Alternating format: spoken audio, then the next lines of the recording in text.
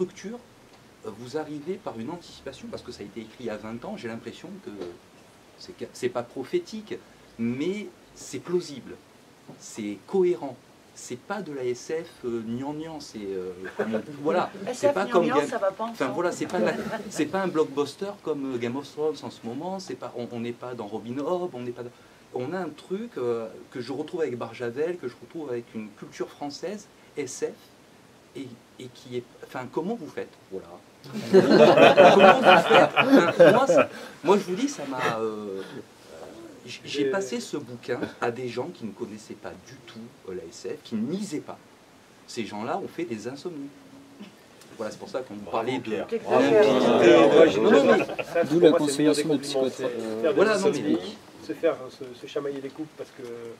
Vous savez, ma femme elle passe plus de temps avec vous. Ouais, c'est vrai. Je vous amènerai la mienne. Et puis, j'ai raté mon train à cause de vous. Ça, c'est bon. Ça, c'est un beau compliment.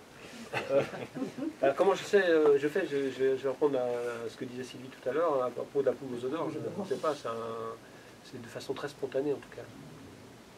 Tout est spontané. Hein. Mais quand vous lâchez le stylo, que vous relisez, enfin... Est-ce que je suis surpris? Ouais. Je suis surpris en permanence par ce qui se passe, parce que comme je ne sais pas ce qui va se passer, alors l'enjeu mineur est un cas particulier, parce que l'enjeu mineur est c'est pas une uchronie, c'est plutôt une fantaisie historique qui nécessitait une grosse recherche, une énorme recherche sur le plan historique, parce que je voulais être assez irréprochable sur le plan historique.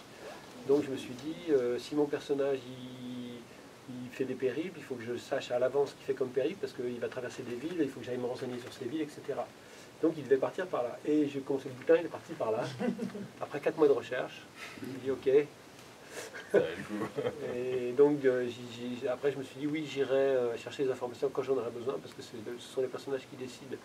Et dans le côté jardinio-scripturant, ce sont les personnages qui prennent de l'importance. Les personnages décident. Les personnages sont autonomes, les personnages peuvent mourir. Alors, par exemple, dans Les Games du Silence, un Long Choupé, un chevalier Absourat, meurt alors que je n'avais pas du tout prévu. Je pensais que ça allait être un personnage important. Et beaucoup de gens m'ont dit, mais pourquoi tu as fait mourir celui-là?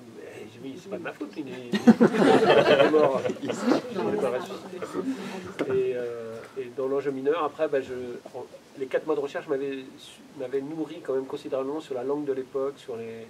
Je m'étais beaucoup enseigné sur les mœurs de l'époque, les déplacements. Par exemple, une diligence entre Nantes et Paris, ça met combien de temps? Il y a combien de personnes dedans? Il y a combien de chevaux? On s'arrête où? On mange comment? On fait quoi? C'est des questions infinies. Vraiment. Ouais, donc j'avais bordé tout ça à peu près. Et après, je me suis senti à l'aise dans cet univers. Je m'étais interdit de mettre tout mot soyant apparu dans la langue française après 1792. Donc ça veut dire que je vérifiais un mot sur 2 du dictionnaire à peu près. Parce que j'avais des doutes, et puis mes doutes étaient fondés. Parfois j'avais l'impression qu'un mot était très ancien, il était très récent. J'avais l'impression que le mot était très, très récent, il était très ancien. Et pour les insultes, je me suis beaucoup basé sur les journaux de Marat. Parce qu'il y a un peu tous les 3 mots, il y a une insulte. Donc après, l'alchimie, c'est la poule aux odeurs. L'alchimie qui se passe entre un auteur, l'écriture, ce qui va être retenu de l'écriture, ce qui va être important dans l'écriture, c'est tout à fait mystérieux. C'est difficile. Enfin, moi, je ne peux pas l'analyser en tout cas. C'est comme... moi, c'est pour ça que j'aime bien la comparaison avec la musique. On ne sait pas pourquoi une mélodie est jolie. Par contre, quand il y a une fausse note, on l'entend. Donc, je pense que quand on est auteur, on développe son oreille au sens où on sent s'il y a des fausses notes. Et c'est quand même un truc un peu intuitif qui dit si ça sonne juste ou pas. Oui. Après, il y a un équilibre entre personnages, construction des mondes. C'est mystérieux tout ça. La description, par exemple, Tolkien, il va me balancer 20 pages sur la description d'un terrier de Hobbit. Bon, c'est un peu beaucoup, je trouve. Ou Balzac, ça va être 20 pages sur une chambre de bonne. Apprendre peut-être à distiller les informations plus souplement, les éléments de décor dont on a besoin. On n'a pas besoin forcément de tout. On a besoin de savoir tout ce qu'il y a dans une chambre de bonne. On sait qu'il y a un lit, et si on se sert du lit qui grince, bon, ouais, on va voir le lit qui grince. Vous voyez ce que je veux dire? C'est donner les éléments de décor au moment où on en a besoin. J'ai essayé de travailler ça, mais bon, encore une fois, ça se fait spontanément. Oui, et puis la musicalité de Balzac va peut-être résonner chez certains lecteurs qui ont Absolument. envie même de rester encore dans cette chambre, des Absolument, pages et des absolument. pages. Proust, c'est pareil. Ouais, Ça va être des langues logorées. Bon, voilà, si on aime, on aime. Si on est emporté par sa musique, c'est ce que je disais tout à l'heure par rapport aux vagues, quoi. On peut se laisser emporter par les vagues de l'écriture et être bien dans les vagues de l'écriture et rouler sans arrêt dans les vagues de l'écriture. Je suis en train de faire un exercice comme ça actuellement où c'est de l'écriture en vague. Bon, voilà, Oui, mais des fois, moi j'entends bien ça, mais si je ne me trompe pas, je le rapporte beaucoup au style du coup, Oui, c'est ça, à c'est l'auteur qui va... c'est la Mais musique, on parlait de la musique. des fois, dans un style très descriptif, on va plonger visuellement dans l'univers, et c'est pas forcément une fois pour le style, mais juste pour le lieu. Vous voyez ce que je veux dire? Ouais. Il y a une maxime du Tao qui dit qu'une fois l'œuvre accomplie, l'auteur s'efface, et je crois que les auteurs d'imaginaire sont des gens qui s'effacent en permanence derrière leurs histoires. C'est beau ce que je dis. On avait encore une... J'ai une question, alors, un peu... je ne veux pas vous vexer. Allez-y, Je la vexez-nous. pose et je pars en courant. En fait, ça vous embête pas, je le dis cash, ça vous embête pas vu tout le temps que vous y passez, tout ce que le travail d'écriture, tout ce que vous y mettez, d'être mis dans une littérature de genre, c'est-à-dire qui n'est pas traité comme les autres, parce que vos copains du polar, ils ont réussi, je Ils se trouve, battent pour il y a une ça. évolution. En fait, je suis bibliothécaire et j'ai... C'est pas grave. Non, ça se soigne pas. Hein. Mais je veux dire, dans plein de bibliothèques, la SF et les polars, c'est à part. Hein. Ouais. Alors, à la fois parce qu'il y a des gens qui lisent que ça, donc ils sont contents de les trouver, mais voilà, c'est quand même pas traité comme la vraie littérature. Vous voyez ce que je veux dire? Oh Hein. oui, très bien. Et du coup, c'est pas que j'adhère à ça hein, dans ma question, mais je veux dire, il me semble que si j'avais pu être auteur au lieu d'être passeur de livres, vu tout le boulot, j'aurais choisi d'écrire la littérature générale, parce que je trouve qu'il n'y a pas la même reconnaissance. Enfin, est-ce que vous partagez ça ou pas? Et je peux peut-être compléter ça, parce que moi ça m'intéresse. Moi je trouve que les auteurs de polar se battent depuis Manchette pour Et je être trouve que reconnus ça a comme évolué, tels. ça. Et j'ai parfois le sentiment, mais peut-être que c'est là. Est-ce que vous vous battez aussi? Parce que tout à l'heure vous avez parlé de ça, de la littérature, je ne sais plus quel terme vous avez employé. Mainstream. moi, j'ai dit. Mainstream, ou voilà. Blanche, Est-ce que vous avez- générale. Voilà, ouais. Est-ce que ça vous va, vous, d'être. Parce que vous la faites Enfermé, vous-même, la ouais. distinction. C'est Ouais. d'où ma question. Donc c'est... Mais c'est pas les mêmes éditeurs déjà, donc... Oui, c'est vrai. Non, moi Non, mais- j'ai un avis, Ouais. j'ai un vrai avis là-dessus. Moi, je vais veux- l'avoir laissé passer. je veux bien commencer. Il y a deux questions différentes. Mhm.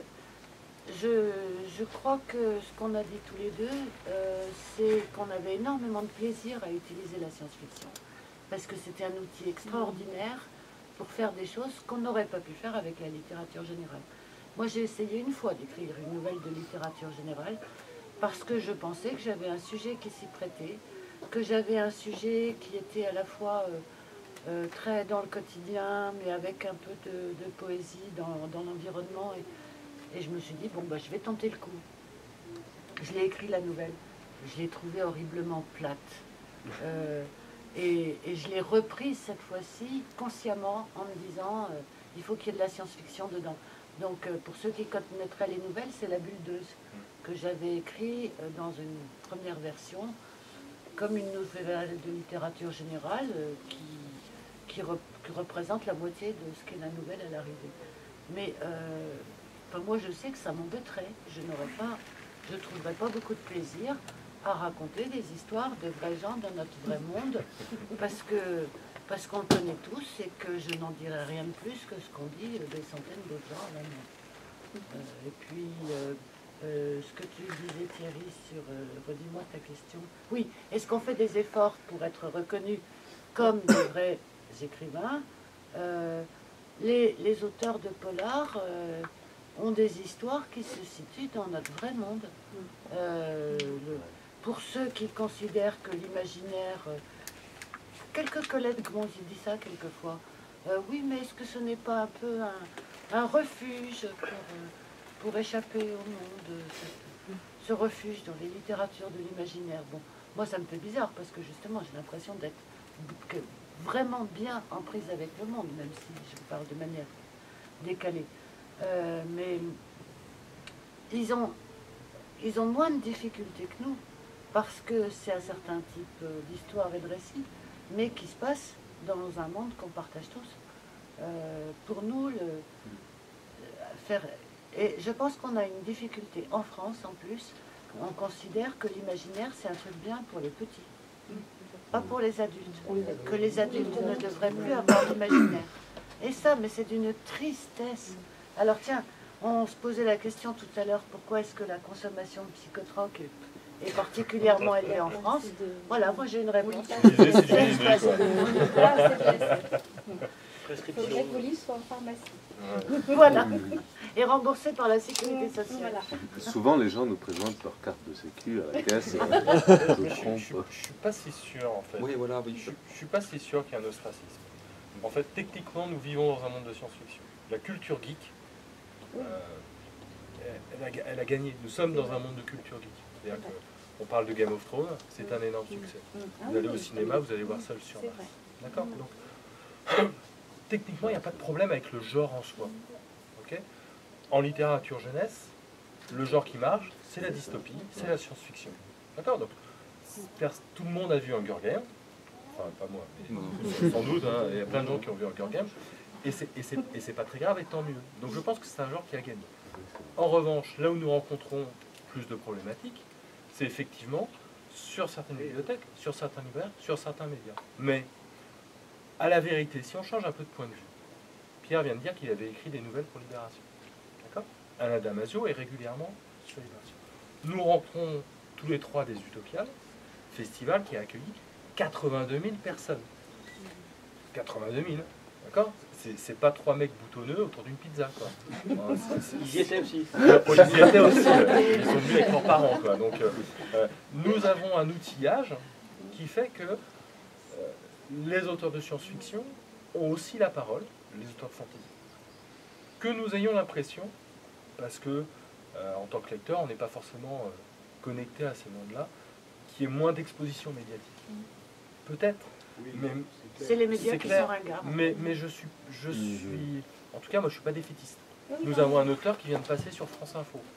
Putain, France Info, quoi. Oui, c'était une différence de traitement que je voulais dire justement par Ouais. des institutions Des médias littéraires, par des traditionnels. médias, Non, mais il y a- par Femme, des prix Femme littéraires, actuelle, le par- journal voilà. de ma maman, Femme actuelle, le journal de ma maman, vient de me demander la SP, quoi. Il appartient à ta mère. Non, qu'elle Mais lisait ça, quand c'est elle parce avait que deux jours. c'est votre maman qui a envoyé un petit mot qui fait plaisir à mon fils. Néanmoins, on a encore des blocages. Le festival du premier roman ne prend pas de roman de genre. Ça Il faut va- savoir des trucs, Ça c'est va que venir. Michel Ça va Houellebecq est un pur auteur de science-fiction. Il sait Il y a pas que ça. t'en es la C'est pas à qui présidente. parle. Les auteurs de littérature générale, Mais c'est ça. bon, c'est en débat. Il a fait une thèse sur C'est Lovecraft. en débat. Ouais, ouais. Et puis, la possibilité du Nil, c'est un pur roman de science-fiction. Ah oui, voilà, Complètement, tout à fait. complètement. Mais il faut pas le Non, mais mettre. moi, je- Faut pas le mettre. je Faut fais pas le partie dire. des gens Bernard qui Werber convaincus, mais- a un énorme C'est pour succès, ça que mais il ne met j'en pas parle, science-fiction parce sur que ses je trouve bouquins. qu'il y a un La besoin route, de- ouais, c'est ça. La route C'est McCarthy, ça. voilà. Ah oui, oui, on Ben, rame vous encore. parliez de... On rame encore, de mais à la l'inversion. vérité, souvent par exemple, nous qui sommes en contact avec des libraires et des bibliothécaires, la difficulté elle n'est pas au niveau des lecteurs, elle est au niveau des libraires et des bibliothécaires.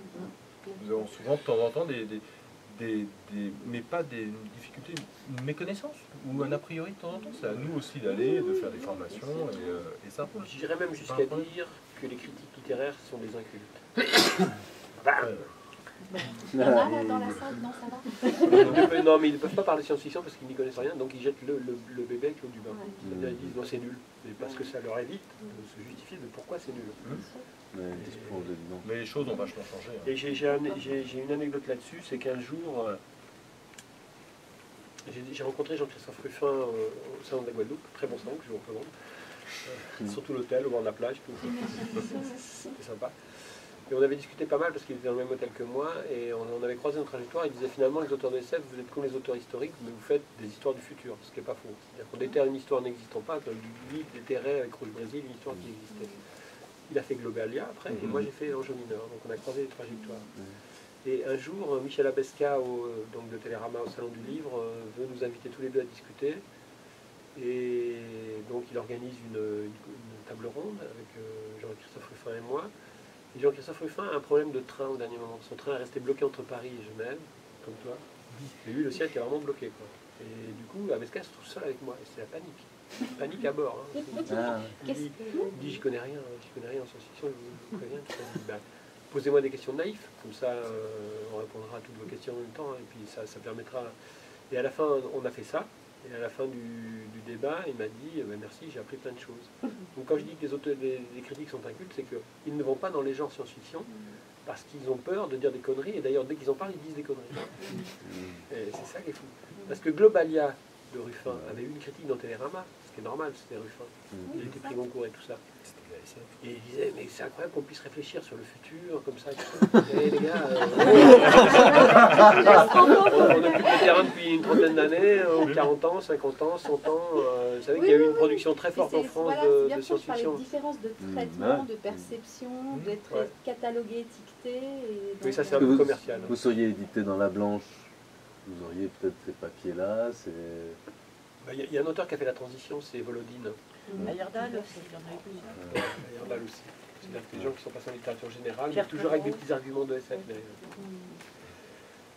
Bon, après, le combat, c'est à mener avec l'écriture. Hein. Après, voilà, si des gens font un bouquin qui est correct sur le plan littéraire, ça suffira déjà pour... Il y a Michel Jury qui est passé de la science-fiction à la littérature de terroir, et qui nous disait à chaque fois qu'il nous retrouvait j'aime bien, c'est des récits qui sont des récits de mon enfance, de ma jeunesse, qui me tiennent à cœur, mais j'ai du mal avec mon public maintenant. Mais il disait, je regrette les amateurs de SF, le public de la science-fiction, et les discussions passionnantes que j'avais avec mes lecteurs quand j'écrivais de la SF. Et il est revenu à la science-fiction sur la fin. Je pense que c'était vraiment... Parce qu'il était frustré de ne plus avoir de contact avec ce public. Parce qu'on aime les échanges d'idées, on aime les discussions. Et on est un milieu très... Même si on écrit chacun dans son coin, on adore toutes les occasions de discuter entre nous. Ouais, tu parlais de discussions avec un auteur de littérature générale, elles ne sont pas si fréquentes dans d'autres milieux littéraires que le nôtre. C'est vrai. Il y a une vraie entente entre les auteurs du genre. Bon, on méprise un peu les auteurs fantasy. Et les auteurs fantasy jeunesse, encore. Alors là... Mais, vraiment, il y a des combats, mais c'est rigolo. Hein. C'est l'étiquette. Mon diffuseur-distributeur fait une soirée de rentrée littéraire devant des libraires. Donc moi je dis, ça tombe bien, on fait une rentrée de la fantasy. Invitez-nous. Ah non, tu comprends, c'est que de la blanche. C'est sérieux. Quoi. Je dis, invitez-nous quand même. C'est pas grave, vous le dites pas, hein, je viens faire mon speech, et puis après, ils découvriront que c'est de la fantaisie. Quoi. Ah, mais c'est ça. Il y a des barrières tous à ces passer. réflexes-là. J'ai eu un prix littéraire un peu particulier qui était le prix Cézanne des comités d'entreprise. Ça existe. Ouais, ça existe. Ah, oui. Ouais. C'est un très beau prix, parce qu'après on gagne par région, donc on a plein de spécialités régionales à chaque fois qu'on se déplace. Et j'ai rencontré les lecteurs des entreprises. Ils disaient non, on ne lisait jamais de science-fiction, on ne connaissait pas la science-fiction. Mais comme le livre avait été imposé pour le prix, enfin était dans la liste des prix, donc ils étaient obligés de le lire. Et on a découvert que c'était vachement bien. Voilà, il faut simplement passer cette barrière-là. Nous avons des bâtons de pèlerin tous autant que ça. Ouais, c'est un peu ça. C'est cool, hein. Après, c'est pas grave non plus. Hein. Non, et le genre est foisonnant, et même pour nous libraires, des fois c'est pas évident de savoir. Ça, je pense, Dominique, qu'est-ce qui. Tu vois. Mais tu sais, c'est ce livre-là, ce livre, Le jour où la guerre s'arrêta. Donc j'ai écrit Publié au Diable Vauvert il y a 2 ans. C'est pas du tout un livre de science-fiction, c'est un conte philosophique. Eh bien, les libraires ne savent pas où le mettre. Parce que je suis auteur de science-fiction, donc ils le mettent en science-fiction. Les lecteurs de science-fiction n'en veulent pas, parce que c'est pas de la science-fiction. Et les lecteurs non science-fiction ne savent pas qu'il existe. Et c'est un gros problème. Dès qu'on veut faire des... non, ça veut dire que dès qu'on sort du genre... Dès qu'on sort du genre, voilà. Mais justement, en tant que libraire, la difficulté aussi, c'est cette fantasy, je suis bien d'accord avec vous, qui a phagocyté quand même toute cette littérature d'imaginaire. Qui ça? Et c'est difficile de montrer aux gens. Moi, j'ai quelques auteurs, il y en a un que j'aime beaucoup, c'est Paolo Bastigalupi. Je ne dois pas écorcher son nom, La femme automate. J'ai trouvé que c'était un bouquin génial, quoi. Enfin, La fille automate? Oui, La fille automate, voilà. C'est génial, c'est magnifique. Mais ça, c'est pas facile à faire passer parce que, alors, bon, quand on peut commencer par Lovecraft, après, quand il y a des des jeunes qui arrivent et qu'on peut suivre régulièrement, c'est bien de les amener, et c'est tout un travail quand même, c'est pas facile des choses comme ça, leur montrer qu'il y a peut-être un petit peu autre chose, puis après, puis alors il y a ça quand même, c'est rudement bien, enfin, et ça peut marcher, mais ça... Notre chance, c'est que Hunger Games se vend par palette. D'accord? Harry Potter se vend par palette. C'est cool. Le rayon, il est à côté. Notre enjeu à nous, c'est que les lecteurs qui vont dans ce rayon-là, un jour, viennent dans notre rayon. Parce que, effectivement, Fahrenheit 451, c'est cool aussi après avoir lu Hunger Games. Et notre job en tant qu'éditeur et auteur, c'est de faire des bons livres comme ça. L'enjeu aujourd'hui, c'est véritablement pour moi de siphonner un peu ce réservoir, quoi. C'est-à-dire de faire des passerelles. Après, si tous les lecteurs d'Hunger Games veulent venir lire Pierre et Sylvie, c'est pour, hein. Mais le problème des lecteurs d'Hunger Games, c'est que d'abord ce sont des ados qui après ne lisent plus forcément. Ils sont scolarisés, donc c'est vrai qu'ils lisent un peu, mais passé 18 ans, c'est un public qui échappe aux bibliothèques, je crois, enfin je sais pas, mais je crois que ça échappe aux bibliothèques. Et après, quand ils sont plus âgés, bon, il y en a qui reviennent à la lecture, qui lisent, puis qui parlent le plaisir de la lecture, qu'elle soit blanche, noire ou d'ailleurs, à un moment, je crois que c'était Ayernel qui disait, bon, il y a la littérature blanche, il y a la littérature noire, et nous c'est la littérature arc-en-ciel. On a toutes les autres couleurs. On est bien plus riche que tout ça, parce qu'on a plein de couleurs. J'avais trouvé ça, enfin, je crois que c'est Ayernel qui le dit. Notre problématique, c'est vraiment les passerelles. Notre problématique, c'est vraiment les passerelles. Et puis, c'est les 82 000 personnes qui viennent aux Utopiales. C'était impressionnant. Voilà. Ou les 30 000 qui viennent à Trolls et légendes, c'est de la fantaisie. On a des familles costumées, tout en princesse, là, maman et les 3 filles, et papa en jogging, hein, mais c'est pas grave. Jogging de prince. Ouais, Adidas. Ouais, c'est ça, 3 bandes, quoi. Donc, le réservoir est là, le réservoir, il existe. Et nous sommes dans un monde de science-fiction et de fantasy. Comment après les faire venir vers nous? Et alors, voilà, j'ai le même problème avec George Martin. George Martin, il fait un truc genre le trône de fer. Ça marche. Moi, je fais des livres de George Martin. Ça marche moins bien. Voilà. Et beaucoup moins bien. Donc, on a souvent des problématiques de tuyauterie. Oui. Et on a souvent des problématiques d'information et d'initiation du public. Voilà, c'est un peu technique hein, comme boulot, mais notre problème, il est là. Mais je crois que, je ne sais plus qui le disait, c'est vrai que le polar est arrivé à avoir des lettres de noblesse, entre guillemets, mais est arrivé à être reconnu comme étant quand même avec une écriture, avec une belle écriture et tout. Et c'est difficile de faire comprendre aux gens que dans le genre de l'imaginaire, il y a aussi de très belles écritures. Et que quand on lit Jean-Philippe Jaworski, à peu près tout le monde pourrait prendre des leçons d'écriture. C'est de la fantaisie. C'est de la fantaisie. Ah oui, ça je suis tout à fait d'accord. Alain Damasio, ouais. Mais regarde, Alain Damasio, il fait des conférences avec son petit micro, il y a 500, 800, 1000 personnes dans la salle. En termes d'écriture, c'est vraiment évidemment. Évidemment. Donc si tu veux, moi je pense, il y a des problématiques, mais je pense que il n'y a pas que ces problématiques-là, et que parfois en décalant un petit peu le cadre, en fait, les choses sont en place, et qu'il faut juste qu'on trouve des moyens pour les mettre en musique. On a juste ça. On a des problématiques sur les médias, mais Télérama parle de science-fiction. France Info, de temps en temps. France Info parle il y a Frédéric Roussel. Mais une fois de temps en temps. Mais après aussi, que représentons-nous, quoi? On présente 1000 bouquins en SF et en fantasy dans l'année sur 70 000 sorties, quoi. Il faut aussi avoir des questions de proportion. Mais en tant que libraire, je dois aussi avouer que j'ai assez... Enfin, je m'occupe de rayons. J'ai lu beaucoup, j'en lis encore un peu, mais nettement moins que dans les autres genres. Mais je reconnais aussi que le problème, c'est que je discute avec un libraire de Vincennes, lui il dit, mais moi les romans, si je les aime, je les mets sur la table littérature, point barre, quoi. J'ai ma pile et puis voilà. Et les gens, s'ils les voient, ils les voient là. Je crois qu'effectivement, ce cloisonnement fait que on passe à côté de choses, mais je suis sûre qu'on met du Damasio sur la pile et des choses comme ça, des romans qui sortent en pile. Dans le rayon littérature, les gens ils regarderaient, ils se diraient, ah tiens, c'est peut-être intéressant, quoi. Tu crois que c'est une couverture de science-fiction? Non, tout à fait. Non, mais là, non. Et en même temps... Et franchement, c'est pas pour me vanter, mais il y a un certain nombre de gens qui étaient persuadés qu'ils n'aimaient pas la science-fiction, et qui en tout cas n'en lisaient jamais, qui ont lu mes recueils précédents, qui étaient aussi parce que c'était des petits recueils, donc ils étaient prêts à tenter l'expérience, et qui m'ont dit, je sais pas si j'aime la science-fiction, mais en tout cas, toi, ce que j'écris, j'adore. Donc oui, Ah, mais- une fois que le pas est franchi, les passerelles se font. Mais je crois que c'est ça C'est qu'il le faudrait premier arriver à Surtout lisser s'il un peu, est c'est balancé un juste peu, quoi. Juste compartimentation. changer de table le bouquin, c'est sûr que ça peut être Ah ouais, suffire moi, je pour pense. que la passerelle se fasse. Parce que j'en discutais, parce qu'à Vincennes, ils vendaient des paquets, c'est la librairie 1000 pages. Oui, ben ça, Ouais. Jérôme. Et voilà, et donc, bon, c'était Non, pas mais Jérôme, pas Jérôme, c'était un livret, mais voilà, et on en discutait, parce qu'on faisait partie du même groupement de libraires à une époque, dans une autre librairie, mais voilà, et c'est vrai, et je disais, ah bah oui, c'est vrai que, effectivement, voilà. Mais Je vous propose peut-être qu'on termine là, qu'on continue autour d'un Juste verre. un truc, parce Ouais, que quand on vas-y. est dans les salons généralistes, avec des auteurs de littérature générale à côté, il y a des gens qui passent devant, comme ça, ils regardent les bouquins généraux. Point des tours. oui. Ils sont pas radioactifs, nos livres.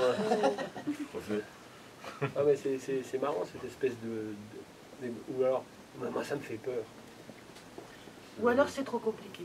Ou alors c'est trop compliqué. Ou alors c'est pour les jeunes. Enfin, Il y a toujours un il y a des a priori complètement contradictoires. Moi, j'en avais plein. Quand j'ai rencontré Jérôme, Ouais, là vous êtes mal tombés. tous. je me déguisais, je pensais que... Et en fait, le premier texte qu'il m'a fait lire, c'est Les yeux d'Elsa. Et justement, si tu peux en dire deux mots, pour ceux qui ne connaissent pas, pour... De ce texte, Ouais, ce texte. en deux mots, c'est une histoire que j'ai écrite pour parler. Alors là, on est en plein dans la question des relations amoureuses, et parce que j'avais besoin de comprendre comment un homme pouvait être sincèrement amoureux, honnête dans ce qu'il disait, et en même temps considérer la femme comme une créature inférieure. C'est un texte qui est, on peut dire qu'il est féministe, mais non, je ne comprenais pas comment il pouvait, avec autant d'évidence, se dire qu'elle était forcément inférieure à lui, que c'était à lui de tout décider, que c'était lui l'homme, donc le maître de leur destin, alors qu'en fait, c'était un type qui était bien plus enfermé dans sa tête qu'elle, et elle, c'est un dauphin génétiquement amélioré. Donc c'est pas un couple tout à fait traditionnel, mais ce qui est sûr, c'est que dans l'histoire, elle a la même intelligence, la même sensibilité qu'un être humain, même si c'est un dauphin. Et donc il y a une histoire d'amour qui se développe entre eux, mais qui est complètement parasitée par le fait qu'il la considère comme un être inférieur, qui d'un certain point de vue est légitime. Quand il lui dit « tu n'es qu'un animal », littéralement c'est vrai. Donc ça me permettait de mettre le lecteur dans une position tout à fait déroutante, où il était obligé de se construire son propre point de vue sur la situation. Si j'avais mis un homme et une femme et que j'en avais fait un récit traditionnel, on aurait eu un avis tout fait sur la situation, selon lequel il avait tort de penser comme il le faisait, parce que les hommes et les femmes sont égaux, on a quelques principes tous dans la tête. Et j'aurais pas pu parler de ce sujet qui me touchait personnellement, et j'ai pu le faire d'une manière tout à fait différente, rien que parce qu'un des deux protagonistes était un dauphin génétiquement amélioré. Est-ce qu'ils essaient de s'embrasser à un moment?